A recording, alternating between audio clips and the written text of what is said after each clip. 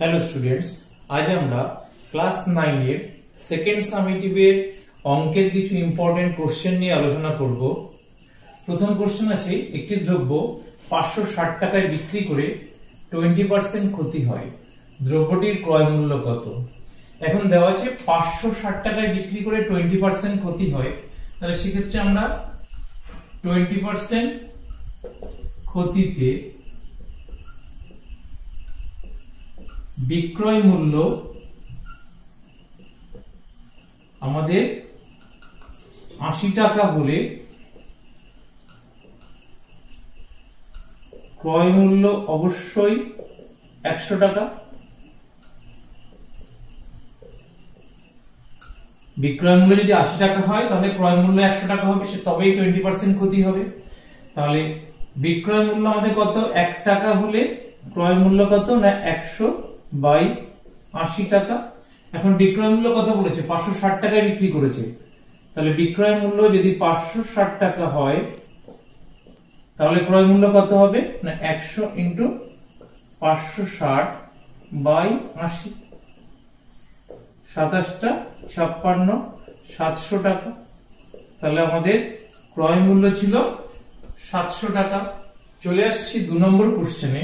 দেওয়া আছে ত্রিভুজ PQR এর কোণ PQR 90 ডিগ্রি এবং PR 10 সেমি, PR বাহুর মধ্যবিন্দু S হলে QS এর দৈর্ঘ্য কত? ছবিটাকে আমরা আমাদের বলেছে PQR ত্রিভুজ, তাহলে কোণ PQR সমান 90 ডিগ্রি, অর্থাৎ PQR প্রতিভুজ, তাহলে PR সমান 10 সেমি, আর PR বাহুর মধ্যবিন্দু S, PR বাহুর মধ্যবিন্দু আমাদের S হলে বের করতে হবে QS, অর্থাৎ এটার দৈর্ঘ্য। এটাই আমাদের একটা এক্সট্রা উপপাদ্য আছে যে অতিভুজের মধ্যবিন্দু আর QS এটা এটা হয়। এখান থেকে যদি আমরা এই বাহুর মধ্যবিন্দু নিয়ে প্রমাণ করা হয়, এই বাহুর মধ্যবিন্দু ধরে এটাকে যদি যোগ করা হয় তাহলে কি হবে? আমাদের PR বাহুর মধ্যবিন্দু S আর QR বাহুর মধ্যবিন্দু আমরা যদি ST ধরি তাহলে কি হবে? ST সমান্তরাল PQ হবে। ST সমান্তরাল PQ হলে এই কোণটা এই কোণটা হবে অনুরূপ কোণ। তাহলে এই কোণটা 90 ডিগ্রি হলে এটাও 90 ডিগ্রি, আর এটা 90 হলে এটাও 90। তাহলে এই দুটো ত্রিভুজ থেকে আমরা বলতে পারি এই কোণটা এই কোণটা এটা সাধারণ বাহু, আর এই বাহুটা এই বাহুটা ত্রিভুজ দুটো সর্বসম। তাহলে এটা এটা, আবার এটা এটা। সেক্ষেত্রে QS আমাদের RS বা PS এর সঙ্গে সমান। তাহলে 10 সেমি যদি টোটাল দৈর্ঘ্য হয় PR এর, তাহলে এটুকু কত? এটুকু হচ্ছে 5, এটা হচ্ছে 5, তাহলে এটাও আমাদের 5 হবে। তাহলে QS এর দৈর্ঘ্য কত হবে? আমাদের 5 সেমি। এরপর চলে আসছি 3 নম্বর কোশ্চেনে। দেওয়া আছে কোন সমবাহু ত্রিভুজের একটি বাহুর দৈর্ঘ্য 4 সেমি হলে ত্রিভুজটির উচ্চতা কত হবে? একটি বাহুর দৈর্ঘ্য আমাদের 4 সেমি, তাহলে উচ্চতা বের করতে হবে। সমবাহু ত্রিভুজের উচ্চতার সূত্র কি? আমাদের √3/2 ইনটু একটি বাহুর দৈর্ঘ্য, সেটা কত না 4। তাহলে তাই যদি হয় তাহলে 4 2 × 4, তাহলে 2√3। তাহলে সমবাহু ত্রিভুজের উচ্চতা কত হবে? 2√3, কারণ সমবাহু ত্রিভুজের ক্ষেত্রে উচ্চতার সূত্র √3/2 ইনটু একটি বাহুর দৈর্ঘ্য। একটি বাহুর দৈর্ঘ্য 4 দেওয়া আছে, তাহলে আমাদের এটা সেন্টিমিটার যদি দেওয়া আছে তাহলে সেমি, এটাও সেমি হবে। তাহলে উত্তর হবে কত? ত্রিভুজটার উচ্চতা 2√3 সেন্টিমিটার। এরপর চলে আসছি পরবর্তী অঙ্কে। দেওয়া আছে -8 -9 বিন্দুটির y অক্ষ থেকে দূরত্ব কত? তাহলে -8 -9 আমাদের যদি অ্যাক্সিস ধরা হয় x অক্ষ y অক্ষ, তাহলে কোথায় হবে?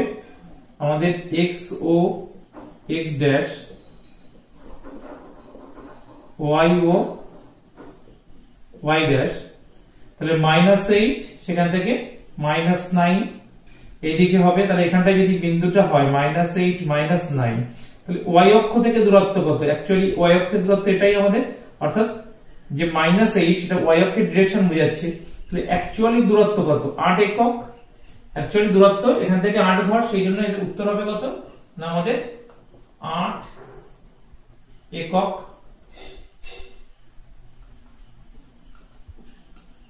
y অক্ষ থেকে দূরত্ব হবে 8 একক। চলে আসছি পরবর্তী কোশ্চেনে।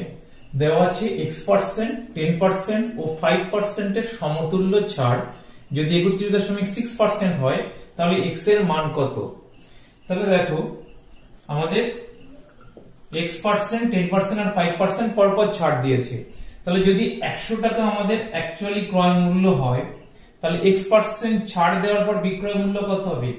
অর্থাৎ x টাকা 100 টাকায় ছাড় দেবে, তাহলে বিক্রয় মূল্য হবে 100 মাইনাস x। 100 টাকায় কিনে যদি আমরা 10% ছাড় দিই তখন বিক্রয় মূল্য কত হয়? 100 টাকায় কিনে 10% ছাড় দিলে বিক্রয় মূল্য হয় 100 মাইনাস 10 ইজ ইকুয়াল টু 90। 10 এর জায়গায় যদি x থাকে তাহলে 100 মাইনাস x, সেটাই হচ্ছে আমাদের বিক্রয় মূল্য। তাহলে প্রথম 100 মাইনাস x এটাই হচ্ছে বিক্রয় মূল্য। এই বিক্রয় মূল্যের উপর আবার 10% ছাড় দিয়েছে, তাহলে সেক্ষেত্রে আমাদের বিক্রয় মূল্য কত হবে? যে মূল্যটা আছে তার 10% ছাড় দেওয়ার পর মূল্য হবে 90/100 ইনটু তার উপরে আবার যদি 5% ছাড় দেয় সেক্ষেত্রে আমাদের মূল্য হবে 95/100। আর এই সবকটা সমান সমান আমাদের অ্যাকচুয়ালি মূল্য দাঁড়াবে কত, কত টাকায় সে বিক্রি করেছে সেই বিক্রয় মূল্যটা কত? অ্যাকচুয়ালি 31.6% ছাড় পেয়েছে, তাহলে 100 টাকা হলে বিক্রয় মূল্য 31.6 তার থেকে বাদ যাবে, সেটাই হবে তার বিক্রয় মূল্য। তাহলে ক্যালকুলেট করে দেখি আমাদের কি আসে। 100 মাইনাস 6, একটা শূন্য কাটলো, 5 দুগুণ 10, 5 নিশম 95, আচ্ছা 9 নিশম আমাদের 171 ইজ ইকুয়াল টু 200 আসছে। 200 ইনটু 31.6, 100 থেকে বাদ দিলে কত হবে? 6 4 হলে 10, হাতে থেকে 1 2, 2 8 হলে 10, 3 4, 4 6 হলে 10, 68.4। তাহলে 200 ইনটু 68.4 और 100 মাইনাস x সমান সমান আসবে 200 ইনটু আমাদের 200 একটা শূন্য যদি তুলে দিই তাহলে 20 ইনটু 684 বাই আমাদের 171। 9 মিশম 171 ছিল, তাহলে 19 দিয়ে কেটে দেখি আমাদের 3 মিশম 57, 114 আসছে। 9 মিশম 171, 3 মিশম 57, 11 114, 6 নিশম 114, 4 9 36 और 100 মাইনাস x সমান সমান 80 আসছে। x ওইদিকে গেলে 80 এদিকে আসবে, তাহলে একেবারে লিখতে পারি x ইজ ইকুয়াল টু 20। তাহলে সমতুল্য x এর মান কত দাঁড়াবে না 20%। তাহলে 20%, 10% আর 5% এর সমতুল্য ছাড় দাঁড়াবে আমাদের 31.6%। কেন এটা হলো সেটা আমি আগেই বলেছি যে 100 টাকায় কিনলে যদি x% ছাড় দেয় তাহলে 100 মাইনাস x হচ্ছে বিক্রয় মূল্য। এই বিক্রয় মূল্যের উপর আবার যদি সে 10% ছাড় দেয় তাহলে তার বিক্রয় মূল্য হবে নতুন করে 90/100। আবার এটার উপরে যদি আবার 5% ছাড় দেয় সেক্ষেত্রে বিক্রয় মূল্য হবে 95/100।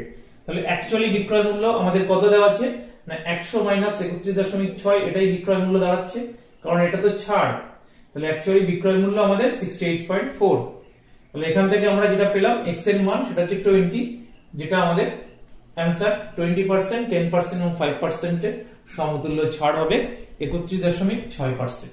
চলে আসছি পরবর্তী কোশ্চেনে। দেওয়া আছে ত্রিভুজ ABC এর BC, CA ও AB বাহুর মধ্যবিন্দু যথাক্রমে DEF। তাহলে ত্রিভুজটা কি? ত্রিভুজ ABC এর ত্রিভুজ ABC এর BC, CA ও AB বাহুর মধ্যবিন্দু যথাক্রমে আমাদের DE আর F বলেছে। DEF যদি ত্রিভুজ ABC এর ক্ষেত্রফল 16 বর্গ সেন্টিমিটার হয় তাহলে আমাদের FBCE ট্রাপিজিয়ামের ক্ষেত্রফল, FBCE এই ট্রাপিজিয়ামের ক্ষেত্রফল বের করতে হবে। এখন আমরা যদি EF যোগ করি এবং FD ও DE যোগ করি তাহলে এই ত্রিভুজটা সমান 4টে ত্রিভুজে ভাগ হবে। এই ত্রিভুজ এটা, এটা এবং এটা, এই 4টে ত্রিভুজেরই আমাদের ক্ষেত্রফল সমান হবে। অর্থাৎ 16 আমাদের এক একটা ত্রিভুজের যদি ক্ষেত্রফল তাহলে 4 করে হবে। টোটাল ত্রিভুজের এবিসি এর ক্ষেত্রফল 16 বর্গ সেন্টিমিটার। এই ত্রিভুজ এটা এবং এটা প্রত্যেকটার ক্ষেত্রফল তাহলে 4 বর্গ সেন্টিমিটার করে হবে। কারণ আমরা জানি মধ্যবিন্দুগুলো যোগ করলে যে ত্রিভুজ হয় সেই ত্রিভুজ টোটাল ত্রিভুজের 4 ভাগের 1 ভাগ, এবং বাকি ত্রিভুজগুলো এগুলো সমান হয়। প্রমাণ এটা করা যায়।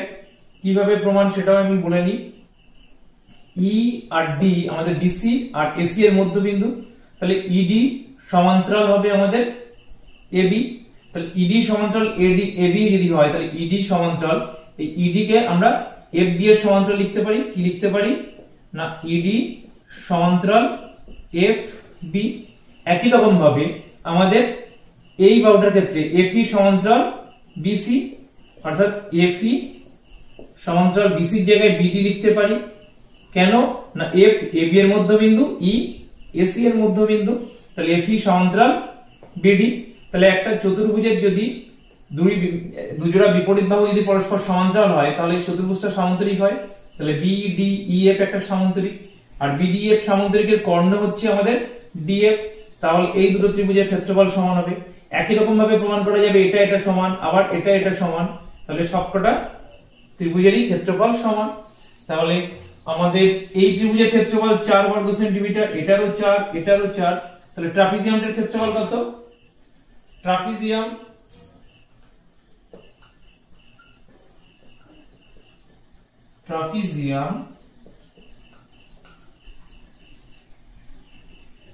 এফ বি সিই এর ক্ষেত্রফল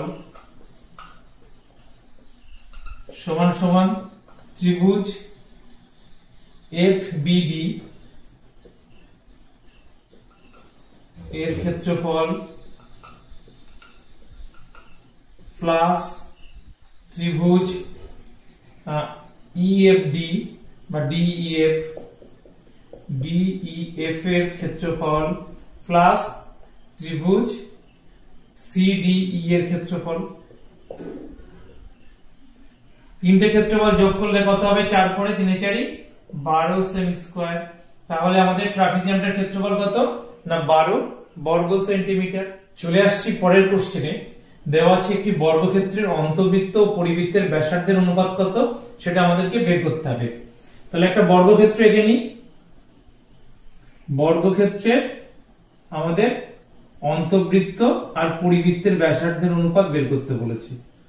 অন্তর্বৃত্ত আমাদের এরকম হবে, তাহলে তার ব্যাসার্ধ কত হবে না বাহুর দৈর্ঘ্যের অর্ধেক।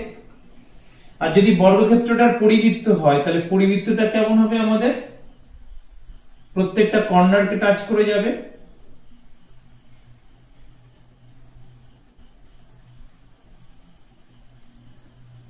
অর্থাৎ পরিবৃত্তের ব্যাসার্ধ আমাদের এটা হবে, অর্থাৎ কর্ণের দৈর্ঘ্যের অর্ধেক। তাহলে বাহুর দৈর্ঘ্য যদি বর্গক্ষেত্রের বাহুর দৈর্ঘ্য a একক হয়, বর্গক্ষেত্রটির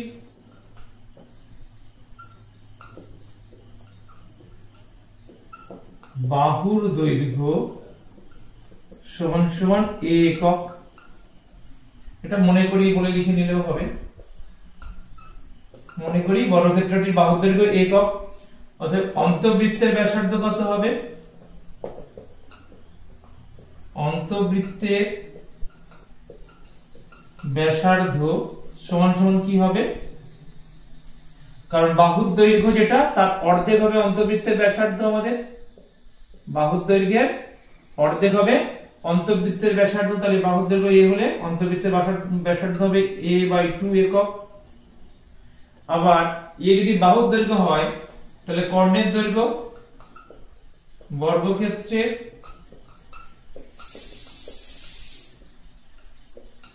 কর্ণের দৈর্ঘ্য সমান সমান a√2 একক। তাই যদি হয় অতএব পরিবৃত্তের ব্যাসার্ধ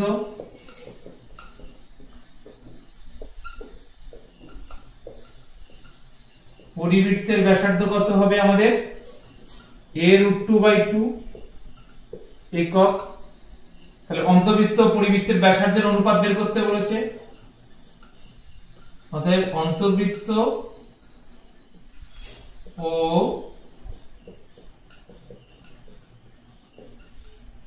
পরিবৃত্তের ব্যাসার্ধের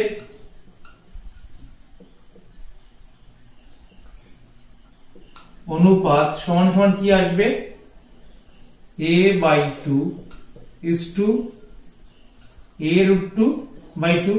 a/2 কেটে গেলে 1:√2 পড়ে থাকবে। এটাই উত্তর। চলে আসছি পরবর্তী কোশ্চেনে। এটা একটি উপপাদ্যের প্রয়োগ। দেওয়া আছে এবিসিডি ট্রাপিজিয়ামের এবি সমান্তরাল ডিসি এবং এবি গ্রেটার দ্যান ডিসি। ছবিটা আঁকি। এবিসিডি ট্রাপিজিয়াম বলেছে,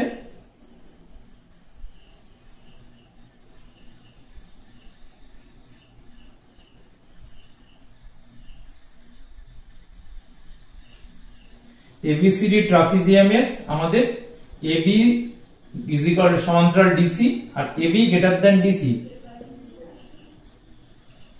এবি সিডি, এই ট্রাপিজিয়ামের এবি ডিসি সমান্তরাল, এবি ডিসি থেকে বড়। ই এফ যথাক্রমে কর্ণদ্বয় এসি আর বিডি এর মধ্যবিন্দু। এসি এর মধ্যবিন্দু ই আর আমাদের এসি এর মধ্যবিন্দু ই আর বিডি এর মধ্যবিন্দু আমাদের এফ। তাহলে ই আর এফ হচ্ছে আমাদের এটা। এবার প্রমাণ করতে বলেছে কি আমাদের EF half of AB minus DC. তাহলে ইএফ যুক্ত করতে হবে, ইএফ এবি, ইএফ হচ্ছে half of AB minus DC. এটা আমাদের প্রমাণ করতে হবে। তাহলে এখানে আমরা কি লিখতে পারি, যেটা দেওয়া আছে সেটাই লিখতে পারি। এবিসিডি ট্রাপিজিয়ামের এবি সমান্তরাল ডিসি এবং AB greater than DC. EF কর্ণ ই ও এফ যথাক্রমে কর্ণদ্বয় এবি ও এসি ও বিডি এর মধ্যবিন্দু।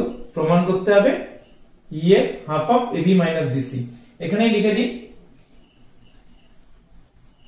এবিসিডি ট্রাপিজিয়ামের এবি সমান্তরাল ডিসি এবং AB greater than DC. E এবং এফ যথাক্রমে কর্ণদ্বয় এসি ও বিডি এর মধ্যবিন্দু।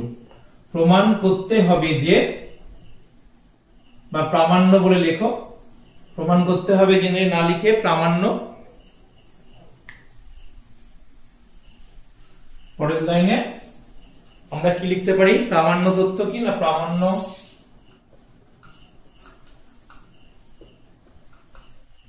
সমান সমান EF is equal to half of AB minus DC. এর জন্য একটা অঙ্কন করতে হবে। অঙ্কনটা হচ্ছে সিএফ যুক্ত করে বর্ধিত করলাম, যা এবি কে এফ এখানে জি দিয়ে দিই, জি বিন্দুতে ছেদ করে। সিএফ যুক্ত করে বর্ধিত করলাম,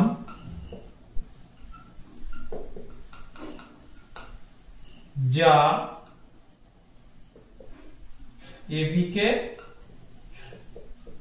জি বিন্দুতে ছেদ করে। চলে আসি প্রমাণে। প্রমাণে আমাদের ত্রিভুজ ডিসিএফ আর বিজিএফ, এই দুটো ত্রিভুজের মধ্যে, ত্রিভুজ ডিসিএফ ও ত্রিভুজ বিজিএফ এর মধ্যে আমরা কি বলতে পারি, DF is equal two BF. DF is equal two BF. কেন না, যেহেতু দেওয়াই আছে এফ আমাদের বিডি এর মধ্যবিন্দু, এফ বিডি এর মধ্যবিন্দু, এটাই আমাদের প্রদত্ত আছে। আচ্ছা, কোণ ডিএফসি, কোণ ডিএফসি ইজ ইকুয়াল টু বিপ্রতীপ কোণ, কোনটা না বিএফজি।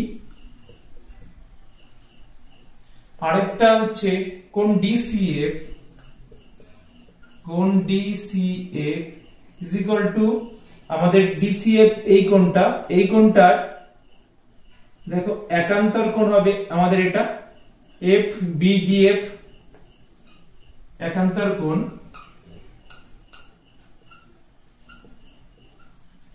BGF, কারণ আমাদের AB সমান্তরাল DC, যদি AB সমান্তরাল DC হয় তাহলে GB সমান্তরাল DC এবং CG ছেদক বা ভেদক, যেহেতু আমাদের AB সমান্তরাল DC এবং CG ভেদক, অর্থাৎ কি লিখতে পারি, GB সমান্তরাল DC CG ভেদক। তাহলে এই ত্রিভুজ দুটো সর্বসম হবে, অতএব ত্রিভুজ DCF সর্বসম ত্রিভুজ BGF। ত্রিভুজ দুটো যদি সর্বসম হয় তাহলে আমরা কি বলতে পারি, DC is equal to GB, DC is equal to GB, সর্বসম ত্রিভুজের অনুরূপ বাহু, সর্বসম ত্রিভুজের অনুরূপ বাহু। একই রকম ভাবে লিখতে পারি CF is equal to GF, CF is equal to GF, এটাও সর্বসম ত্রিভুজের অনুরূপ বাহু। তাহলে F CG এর মধ্যবিন্দু, F CG এর মধ্য বিন্দু। তাহলে F যদি CG এর মধ্যবিন্দু হয় তাহলে আমরা উপর থেকে একটু মুছি,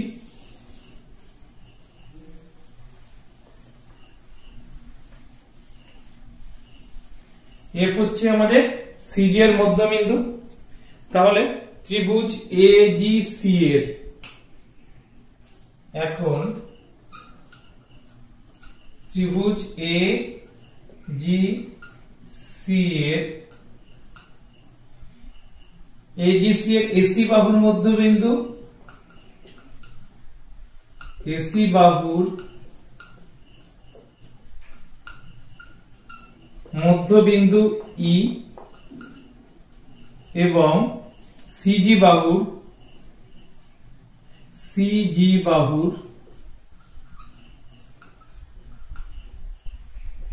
মধ্যবিন্দু,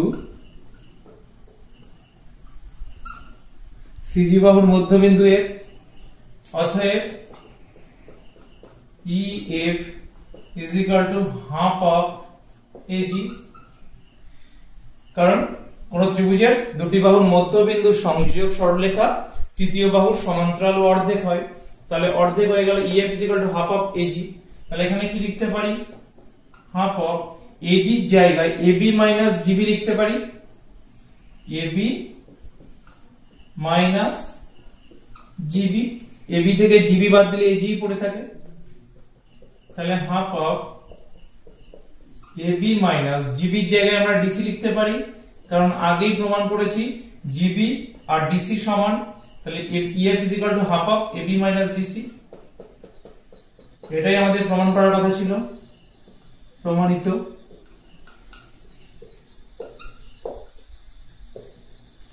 এছাড়াও যে সমস্ত প্রশ্নে তোমাদের অসুবিধা হচ্ছে অবশ্যই কমেন্টসে জানাবে, নেক্সট ক্লাসে সেগুলো নিয়ে অবশ্যই আলোচনা করব।